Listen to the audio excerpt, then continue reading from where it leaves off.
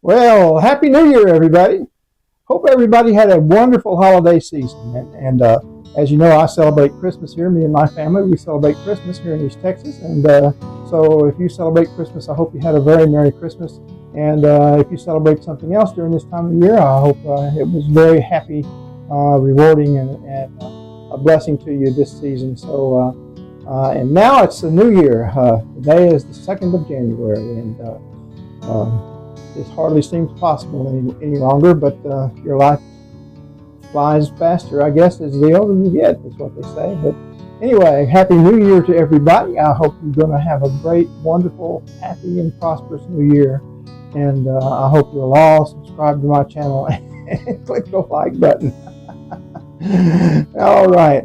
Anyway, thanks for tuning in. I had one question here. This will be a little bit shorter than usual, I think. I have one question here I wanted to deal with, and I just thought it would be easier to deal with it in this fashion rather than try to answer the comment in writing. Someone wrote in and said that they had a lot of trouble counting the dits and dots, and well, that's the whole point. The whole point is you should not be counting dits and dots, and if you think you should, you're probably looking in the wrong place. At least on my channel. My whole thought is that each character is a rhythm pattern. You know, like if you're an old guy like me, you remember like an old riff from maybe an old rock and roll song or something that's in your head. It's a rhythm pattern. It sticks in your head like you know, the old Rolling Stones, Can't Get No Satisfaction, stuff like that. It's a rhythm pattern that's in your head, and the characters for Morse should be in your head that way as a rhythm pattern, and not like, you know, three dits and two dots is a three. You know, that's not how you do it. You don't count. You don't count. You know, a three is da-da-da-da, da-da-da-da-da. My tongue's not working great. Did-a-da-da. You know, a 7 is da-da-did-a-dit. It's not da-da-dit-dit-dit.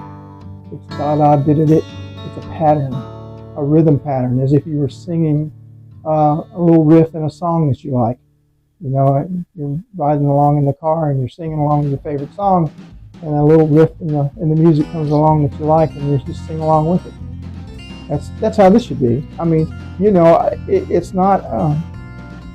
once you kind of get that as a mindset, if you can get that as a mindset, and everybody doesn't. I'm not saying this is the perfect thing for everybody, and maybe for you, the person here that wrote me, maybe it's not, I don't know.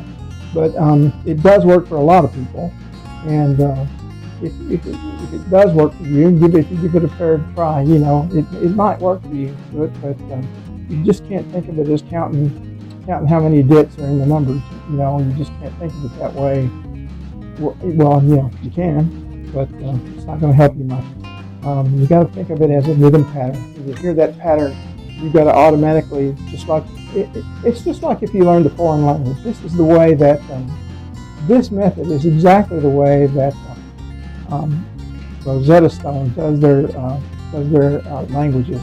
I happen to have one for Spanish, and I have the whole set for Spanish. And what they do is they immerse you in the language. They don't say, you know, thank you is gracias. If you want to say thank you, you say gracias. No, they show you immersed in the language, like somebody does something nice for you and you say gracias. You don't have to translate, you just think it, and it happens. So Morse code is more or less, it is a language. And you have to think of it in those terms. So please don't try to count dits and dots. Please memorize don't memorize. Just learn the rhythm patterns, and you'll be better off. I think that way. Anyway, if you're not better off, or if you are, please write and let me know. I appreciate all your questions and your comments on the channel. It's very good, you know, for me to see that, because several of you have already written in and sent me a question I hadn't considered, or I hadn't considered you might not know. You know, I just take some things too for granted, I suppose. I haven't decided. I told you that by now I would have memberships available, and I'm not sure how I'm going to do that. I'm not sure if I'm going to do regular memberships just through YouTube, or if I'm going to do Patreon. I'm kind of checking into that to see. I'm a little bit new to the membership thing, so I'm checking in to see how that would work best for me, or really how it would work best for you, how you can stay in touch with me the easiest. And so that's what I want to do. And also, I want to tell you, I think I'm thinking about the second week of February, which is only about 6 weeks away. I'm going to give away a J38T. Actually, it's a J47T. I bought it on eBay. I was looking for one, and I saw it on eBay. And so I bought it on eBay, and it was about the price I've been talking to you guys about. And it's one like the one that I got. It looks like somebody threw it in a drawer about 40 years ago, and it hasn't been touched since then. So it's come, and I've had a good look at it. It really just like it needs to be cleaned and stiffed up a good bit, and it should be ready to go. And I'm going to do that, get it all shiny and beautiful, and test it out, make sure it works fine, and maybe even solder up a little pigtail for it. And then I'm going to give that away probably right around Valentine's Day. So please be looking for that.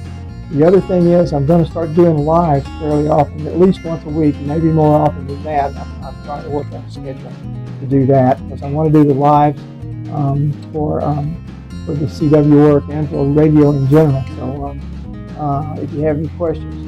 Someone else asked me a question about what to study for the test. What to study. Gosh, I forget the name of the book, and I loaned my books out to someone, but there are a set of 3 books out there, and the same guy wrote all 3 of them, 3 books. And there's one for the tech license, one for the general, and one for the special, the advanced. So anyway, I can't remember. I think it's like it's your general license the easy way, or it's something very similar to that. That may be it. Anyway, that's what I study, because I am not a technical kind of a person. I'm not an electronics whiz, and I didn't build all my equipment. That's just not who I am. But I love operating the equipment. So these books are intended for people that just want to pass the test, and then they'll worry about electronics later. And I know that some of you out there, some of you hams out there, are going to say, no, that's not the right way to do it, and maybe it's not. I don't know. But I'm not now, and not ever going to be an electronics whiz and want to do that. But I do love to operate the radio and talk to my friends around the world that I've made now. And I especially love the CW work. And so these books are designed strictly for you to pass the test. I promise you, if you get the book, you study the book for each test, and they're not great big thick books. They have all the questions that would appear on the test.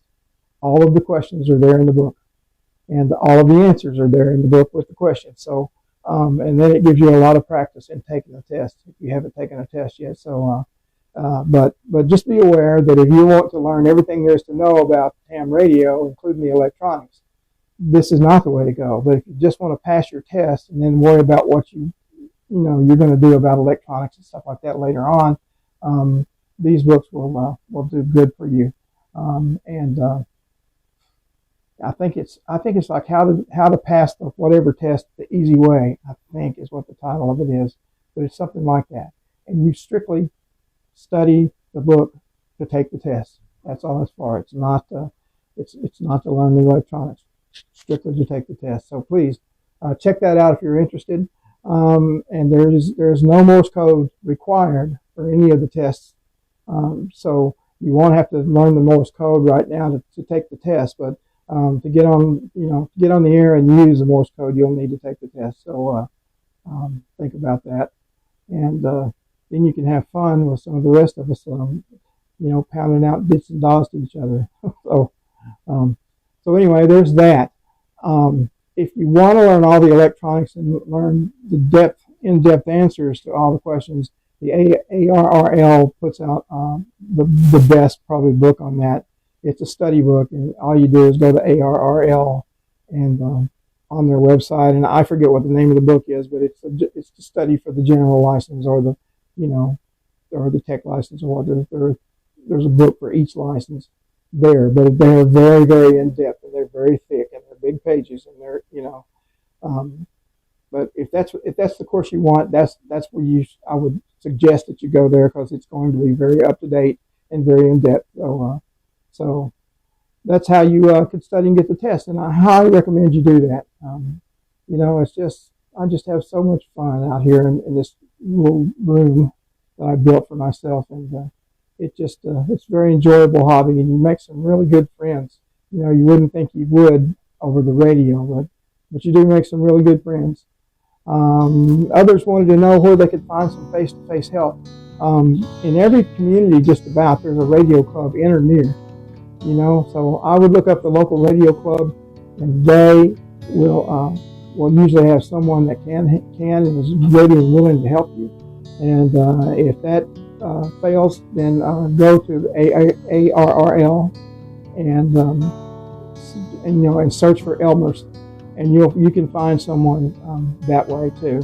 An Elmer, if you don't know, is a guy like me that's willing to help others with whatever issues they're having with their radio work and or their radio hobby. And there's plenty of people out there that are ready and willing to help. So just search for Elmer's at ARRL, and there's a whole group that free of charge will help you out, learn whatever it is you need to learn. So there is the information there. I'm going to try to start making the videos a little more interesting than just you just sitting here talking to you, because I'm sure that's pretty boring. Although it's not to me, because I'll sit here and talk about it all day if you'll listen, but I know you're busy, you got other things to do. I'm retired, you're not probably, and so you got other things to do. I get it, but me, I'll sit here and talk all day about that. So just let me know. Other questions, send them to me. I love to get the questions and how to get them answered for you. So send me your questions. Once again, I hope you all had a happy new year. I mean, what I really mean is I hope you had a great holiday season, a wonderful holiday season, and I hope you have a very happy and prosperous new year. And with that, I hope to see you again here next time. Please, subscribe and hit the like button. That really helps me out, because I really can use the help. So please do that, and we'll talk to you again next time. Okay.